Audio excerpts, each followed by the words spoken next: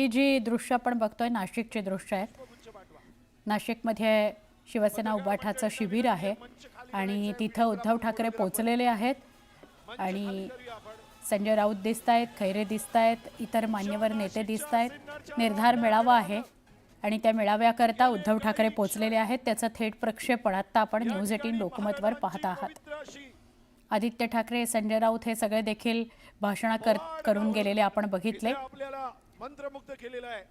अरविंद सावंत सुद्धा आपल्याला दृश्यांमध्ये दिसतायत। निर्धार मेळाव्याकरता उद्धव ठाकरे नाशिकमध्ये पोहोचलेले आहेत। नाशिक जिल्हा निर्धार मेळावा शिवसेना उबाठा आणि त्या ठिकाणी उद्धव ठाकरे पोहोचलेले आहेत।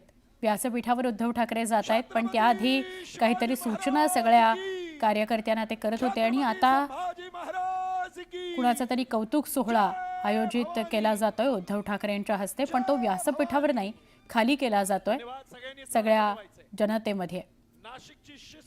खूप मोठ्या प्रमाणात निर्धार मेळाव्याला शिवसेना उबाठाचे कार्यकर्ते सहभागी झालेले आहेत। आता इतर सगळे मान्यवर स्थानापन्न झालेत आणि उद्धव ठाकरे काही वेळामध्ये कदाचित संबोधित करतील या सगळ्यांना। महापालिका निवडणुकांच्या पार्श्वभूमीवर वेगवेगळ्या जिल्ह्यांमध्ये निर्धार मेळावे शिवसेनेच्या वतीने शिवसेना उबाठाच्या वतीने घेतले जात आहेत।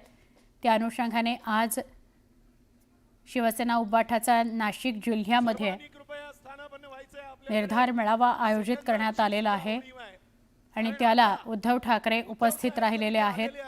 काही वेळापूर्वीच उद्धव ठाकरे निर्धार मेळाव्याच्या कार्यक्रमस्थळी उपस्थित राहिलेत। त्याच कार्यक्रमाचं थेट प्रक्षेपण आपण बघतोय। कदाचित काही क्षणामध्ये उद्धव ठाकरे व्यासपीठावर येतील आणि निर्धार मेळाव्यासाठी उपस्थित असलेल्या सगळ्यांना मार्गदर्शन करतील। स्वतः दस्तूर खुद्द आदरणीय हिंदू हृदय सम्राट बाळासाहेब ठाकरे यांचा एक धगधगता विचार भेटीला येतोय नाशिककरांशी संवाद। निर्धार मेळाव्याच्या अनुषंगानं उद्धव ठाकरे काय बोलतात हे बघणं महत्त्वाचं आहे। महायुतीवर आगपाखड करतानाच शिवसेनेवर कशी तोफ टाकतात, आज कोणता मुद्दा घेऊन ते पुढे जातात, नाशिकमधल्या व्यवस्थेविषयी परिस्थितीविषयी ते काय बोलतात हे बघणं महत्त्वाचं आहे।